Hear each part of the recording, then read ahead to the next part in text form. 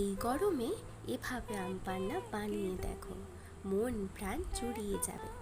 প্রথমে একটা কড়ায় গোটা সাদা জিরে দিয়ে শুকনো খোলায় নেড়ে নিতে হবে। এরপর জিরেটা একটা জায়গায় ঢেলে তাতে গোটা গোলমরিচ দিয়ে ভালো করে গুঁড়িয়ে নিতে হবে। এরপর ধুয়ে রাখা পুদিনা পাতা এবং টুকরো করে কেটে রাখা কাঁচা আম দিয়ে ভালো করে বেটে তাতে পরিমাণ মতো চিনি দিয়ে দিতে হবে। আমি এখানে 6 গ্লাসের জন্য 6 চামচ চিনি দিয়েছি। এরপর অল্প পরিমাণে নুন দিয়ে ভালো করে বেটে নিতে হবে। এরপর দুটো কাঁচের গ্লাসে পুদিনা পাতা ও আমের বেটে রাখা পেস্টটা দিয়ে দিতে হবে। আমি এখানে 3 চামচ করে দিয়েছি।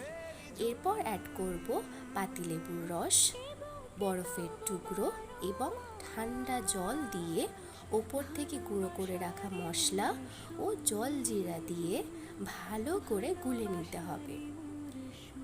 এরপর স্লাইস করে কেটে রাখা লেবু দিয়ে সার্ভ করলেই তৈরি পুদিনা আম পান্না। এই গরমে অবশ্যই ট্রাই করো।